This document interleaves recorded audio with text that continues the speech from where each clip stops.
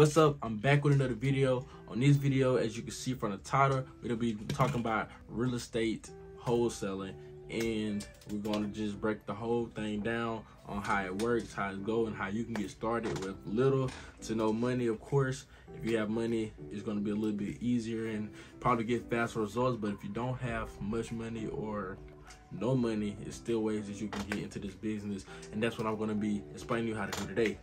But first, about me, because I am a new YouTuber, y'all probably like, who's this guy? Why should I be listening to him about how to make money? Like who are you? I'm Demetrius. I'm from Mobile, Alabama. I've been doing real estate wholesaling for about a year now, and I ain't gonna lie to y'all, I'm not no 6-7 figure guru, but I made 50, 80. I ain't gonna speak on it, but in my city, any investor know that I'm valid, and this is what I do for a living. So it's kind of like I wanted to start early rather than just waiting until I'm 6 figure, 7 figure, because I'm going to get there.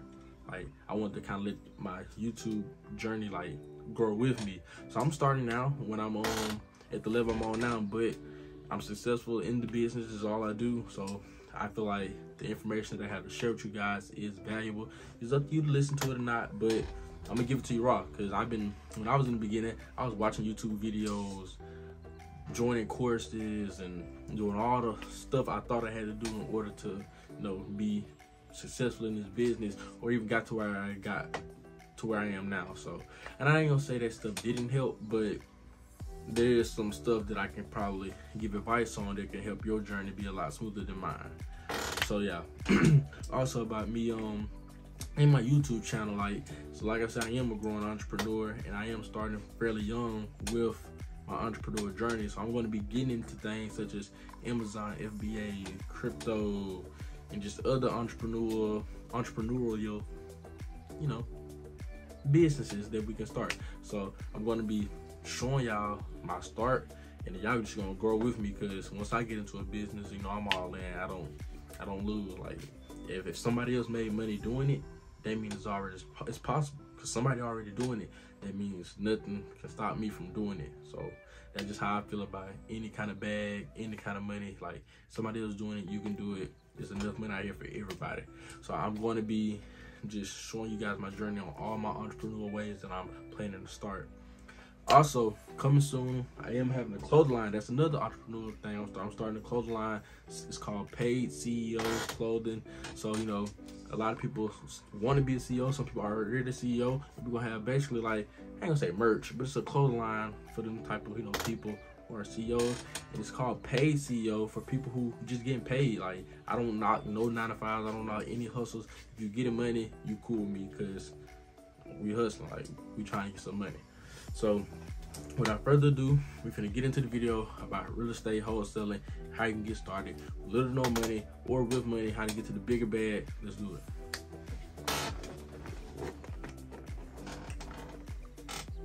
So to how to start doing real estate wholesaling with no money. We're gonna get into that first, because most people don't have a lot of money to spare when they get into real estate wholesaling. So what you want to do in this business is, the main and probably the hardest part is finding a motivated seller. Now, a motivated seller is somebody who needs to sell their property, who needs fast cash. I know you probably see around your city, we buy houses cash, or fast cash, or whatever the signs be seeing. Them are the people them are the target people that you want to, get properties from. Because if somebody's in, a situation to where, they're in foreclosure, or, divorce, or maybe they own a bunch of property and they're a tired landlord, or they're, people have their own reasons in life to where, people need fast cash, and you are their exit strategy. You are the person who can offer them this help that they need in order to help them in other aspects of their life. So them are the target audience, motivated sellers. You want somebody who's motivated. Now, with that being said, somebody might not always be motivated, but they might not have a good understanding of their house worth. So let's say somebody's house is worth $70,000 in their current condition, but when you call them and ask them, about the property or whatnot, they tell you they want $40,000, $50,000. They didn't know, the value of their, their property. So you just caught a deal because somebody didn't, necessarily know the worth of their property. And those are deals like that out there. So don't always think, that somebody has to be in a sticky situation. But people who are in a sticky situation, them deals are the best to come by. Like, them are the deals you want to target because that's how you're going to make your money. So finding these deals. As far as the free way to find these deals, driving for dollars. Driving for dollars is probably the most freest way, that you can probably do that. Like, you drive around your city or different zip codes that are good zip codes. You can stop at a property that, let's say, has high grass, boarded up windows, and just jot down the property in your your notepad or on your phone. Just write in your notes. So you drive down different streets. If you see another property with a for sale by owner sign, you want to take that property down, write down the name and number. You just want to do this throughout every different zip code, through different neighborhoods. And let's say you can pull you a list of 10, to 15 properties that you have drove by and got information on. You can go back to your house on your laptop, even on your phone. You can just go to truepeoplesearch.com or public records in your county or city, and you can type these properties in and mail the owner. Or if you use truepeoplesearch.com, they have the phone numbers. You can actually call some of these owners of the property and see about working out a deal. So that is one free way that you can go about getting motivated sellers. Now, another way that you can find a motivated seller, which isn't so free, but it doesn't take too much money, is actually two websites that I personally use, which is PropStream and ListSource. Now, these is where kind of like the majority of people are, like as far as wholesale investors, using these programs, to find their motivated sellers. So when you go to PropStream, if you already have PropStream or if you already heard about it through other YouTube videos and whatnot, it is very helpful in finding motivated sellers. Because what you can do there is you can filter out lists of situations, basically, in order to find your target market, your target, people, properties, such as, what kind of motivation. So let's say you want to target foreclosures, people who are going in pre-foreclosures, who have a 3-bedroom, 2-bath, who's owned the property for more than 5 years. Like, you can literally filter out your specific list and search that in your city or county or state, and you can pull a list. It can be maybe 100, maybe 500, might be 5,000, and you can pull that list off of PropStream. And you can get it you can also skip trace it on PropStream, or you can get somebody else who offers skip trace services to skip trace that list. And with skip tracing is basically when you get that list off of PropStream, it just has the property address. But when you get a skip trace, you get a name and a phone number attached to that address. So now you got a name, an address, and a phone number, so that you can start calling these motivated sellers. So that is a way that you can do that, and it's a little different with ListSource. ListSource, I know with PropStream it's $99 a month, but with ListSource there is no monthly fee for using theirs. PropStream does come with a lot more, but I have to get into that in another video. But just as far as the filtering out and pulling the list aspect, you do need $99 a month. And the list, I think it may be a part of that. I think you get 10,000 properties you get to pull, but it does cost to skip trace it. But on ListSource, you can also filter out a list of vacant absentee owners, and you can filter out a list the same way how you want it, your specific zip codes, your specific property types, between the bed, bath count, the year it was built. Like, you can filter all of that out, and you can pull that list as well and get it skip traced so that you have a name and a number, and you can start calling these lists. Now, it doesn't cost much depending on your list. So if you buy a list of 100 people, then it may cost, I'm not going to give a number because I'm not 100% sure, but it's going to cost less than what it would be pulling a list of 1,000 people. Now, that can be, $30, $100, $170, but just imagine you pull a list for, let's say, 300 people, and out of that 300 people, you get 3 deals, and they $10,000 each. So your $50 that you spend on this list made you $30,000 or $10,000, $5,000, whatever the case may be. So you gotta go into buying these lists with that kind of mindset. So you want to make sure that you find your target market and your target type of property, so that when you filtering out these lists, you know who you talking to. You know that they're going through some type of foreclosure. You know that they just had a divorce. So when you're talking to them, you kind of know where you're leading to in your conversation. So them are the two ways, the cheap ways that you can find motivated sellers. A more expensive route, which I don't necessarily advise until you kind of did it yourself, because you're gonna have to teach in order to have this one going successfully, and that's hiring virtual assistants known as VAs.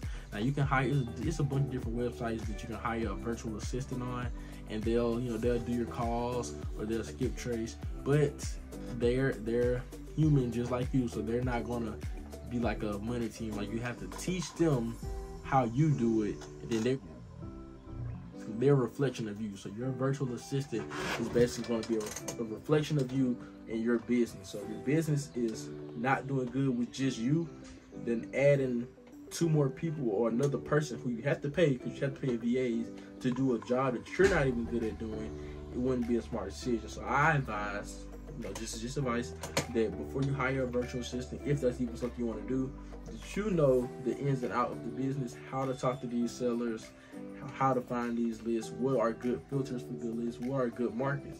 Because not every market is a good market, as far as but every market is possible, but some markets are better than others, like with any kind of business. So that is another thing that another way that you can find motivated sellers is with virtual assistants. So them are the 3 ways that you can find motivated sellers. Again, I'm just basically going over real estate wholesaling, but I'm going to dive in deeper into each of these ways. You can see which way works best for you, or which way you like the most. I have to make a separate video for that, but I'm just going over the basics right now. Okay, so now next we're going to talk about, once you find your motivated sellers, how to structure the numbers so that you have a good deal. So let's just do an example. Let's say a property, let me get my phone for this one.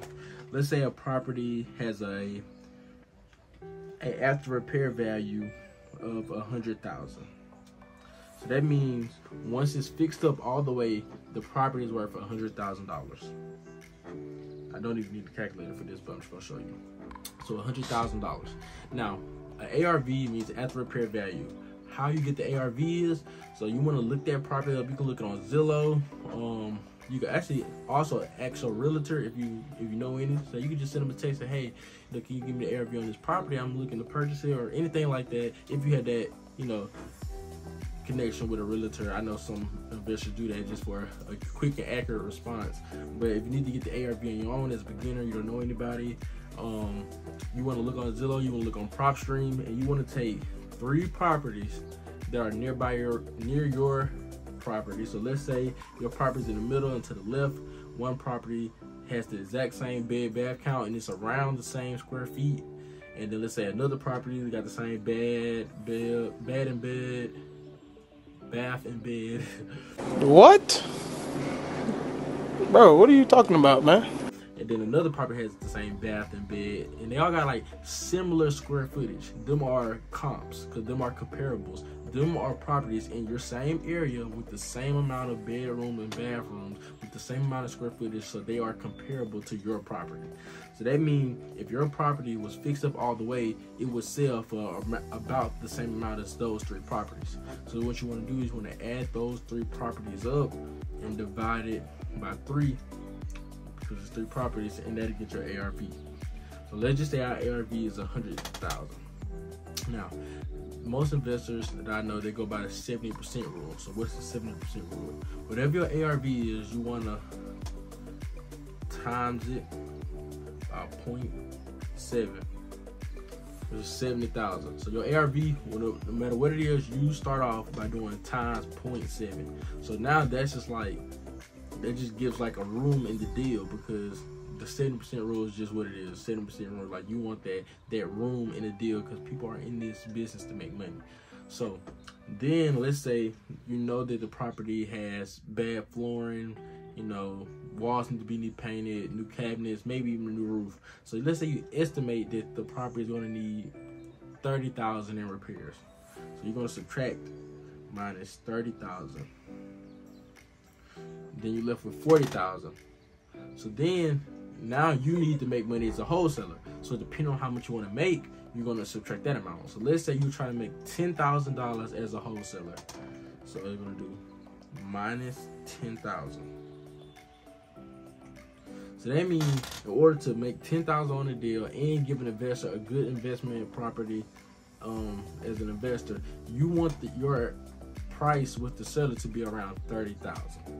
I know what you're thinking, how am I going to get him from $100,000 to $30,000? Well, that's where your negotiation skills come in, and you got to get comfortable talking to these sellers and explaining them. Sometimes you have to explain them your numbers and how they work, but most times, in my experience with a seller, they have an asking price. Most of them have an asking price. Some might say, just give me an offer. But for those who have an asking price, let's say his asking price was $50,000. So now you need to find a way to get it to $30,000 for it to make sense as you.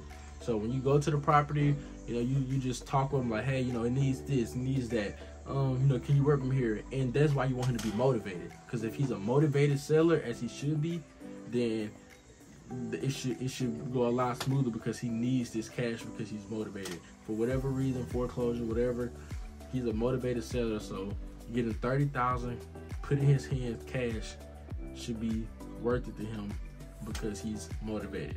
So make sure you find motivated sellers. I can't stress that enough. So that is how you get the numbers on how to structure your deals. And that's just a guesstimate. So let's say, with that being said, let's say he doesn't, let's say he doesn't go down to $30,000. Let's say he say, I ain't going to $30,000. I'll do $35,000. Then that's when you might take less than $10,000 sometimes. Sometimes, he may accept it. So it really just depends on the different situations on, their motivation. Like their motivation, and that's going to help you negotiate, because you know why they're needing to sell. Always ask why in the initial conversation, which is like the first time you call them. You want to know why are you deciding to sell, because that is very, very important. Okay, so next we want to talk about, after you have the numbers lined up, you got it under contract. And now I'm going to talk about, after you have your motivated seller and you got your numbers lined up, we're going to talk about the contract, because, this is like the legal part, and it's an important part.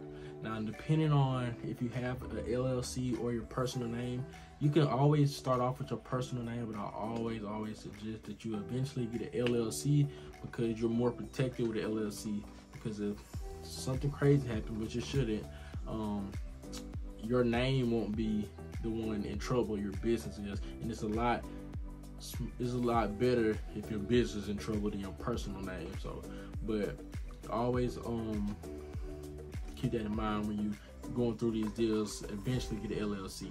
But on these contracts, it's usually 2 contracts that are being sent to the title company for the title search. You have a contract with the seller, and it's a contract with the buyer. Now, sometimes, let's say if you have the seller and somebody else has the buyer, you guys can come together, and it's called a JV, and y'all can have a JV contract. So sometimes it may be 3 contracts, but for the majority of the time, if it's just you getting both people, you can have a seller contract and you have a buyer contract.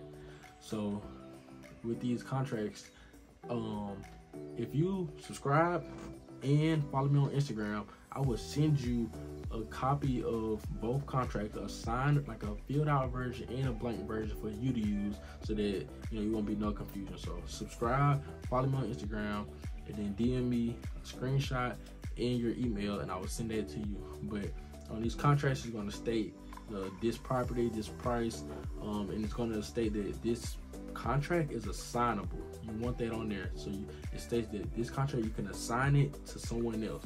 So you always have that on the seller contract, that it is assignable. So you're gonna take that contract and have the seller sign it, of course. And once you have the seller sign it, and then you just put that one to the side. And once you have the buyer sign that contract, basically saying that you are being assigned a contract, and for this property for this price, and that my assignment fee is included. So if you have the property for $30,000 and you're telling this buyer, hey, I got this property for $40,000, that they're paying $40,000, not $45,000, because your assignment fee is included in that $40,000. So I mean, that's basic, but you can have that in there as well. Also, so with those JV contracts, I will also send that to you as well. Like I said, subscribe, follow me on Instagram. I will send you a filled out copy and a blank copy. I JV before. I think my first deal was actually a JV deal, so do not knock JV, and I'll explain that a little bit too in a minute. But seller contract, buyer contract, send that to a local or whatever area you're in, a wholesale friendly title company, because I don't know if every title company, you know, let assignment contract, like they do that whole wholesale thing. But so like I said, just make sure they're wholesale friendly. Send the contracts to them, and then they're going to do the title search, and then the buyer and the seller, you know, it's like a little waiting period for that that title search to get done. But once it's done, you can set up a closing date, and boom, you close your first deal. It's that easy. It's not, I know it's a lot in the video, but it's not that hard as far as like once you get started. Because like I said, the hardest part is finding those motivated sellers. Once you find a motivated seller and have a system into which you can keep finding motivated sellers, the deal's gonna keep coming like that, and it's gonna get easier and easier and easier. You're gonna make more money, have more money to buy a list, and it's just gonna build itself up. So that is how real estate wholesaling really works. And as far as finding a buyer, like I said, Facebook events. Like, I go to different real estate. Your city most likely have real estate events. Go to them. Like, go to them. Shake hands. Meet people. Give business cards. You can go to Office Max, Office Depot, get you some business cards. Your name, number on it. Just give them out. Like, you put your name out there. And just connect with those different people. Networking is very important. So once you close your first deal, send me a screenshot of that as well. If I helped you, if any of my advice helped you, send me a screenshot of your first deal, your first check. Like, we celebrating everybody's success. Everybody get their success. Celebrate it, because we out here to make money. If you part of CEO gang, you making money, we're gonna celebrate you. So lastly, we're gonna talk about buyers, how to find buyers. Finding buyers, this part is probably the quickest, fastest part. If your deal, if the numbers make sense, you're gonna find a buyer, because buyers are here for the numbers and the profit that they can make from your deals. So if the deal makes sense, even if it's a rental type, you know, deal, or if it's a flip type deal, if the numbers make sense, a buyer's gonna buy it. You can find buyers by Googling "we buy houses cash" and just calling some of them numbers. There are signs throughout cities, "we buy houses cash," Craigslist, Facebook. I think every city just about has an investor group where wholesalers and investors, like, you know, have a group chat on Facebook where you can post your deals on there and see if an investor wants it. You can also buy cash buyers list. And lastly, there are, in some cities, I know in some cities there are more than others, but they have real estate events, like where real estates link up in person. And that's probably the best ways, because you're getting to meet investors and other wholesalers in person, and networking builds your net worth. Net worth. Like, it always go together. I love that saying, network builds your net worth. So go out to those events, present your property, and you should get a buyer fairly quickly if the numbers make sense. If it's taking a long time, you know, you might want to go over your numbers. You may have missed something, and just see how you can fix that if necessary. But finding a buyer, if the numbers work, you're gonna find a buyer fairly quickly doing any one of those things. And with that being said, I think that's pretty much just to give like the gist on real estate wholesaling, like from beginning to end, kind of how it goes, how it flows. I didn't go into detail too much, and I'm going to go into details later on those specific things that I've mentioned throughout the video. But I just want to kind of give like an overview on how real estate wholesaling works and how it's worked for me. It's been going pretty good. You know, I'm blessed, and I just want to share the knowledge on the things that I've learned and give back to the people. So that being said, subscribe to the channel, like it, comment. I'm responding to the comments. Follow me on Instagram. Like I said, if you subscribe and follow me on Instagram. Send me a screenshot and your email to my DM. I'm going to send you the contracts that I use for my deals, a blank version and a filled out version. And you're going to be able to use them for your deals and go from there. So go from there. CEO, gang.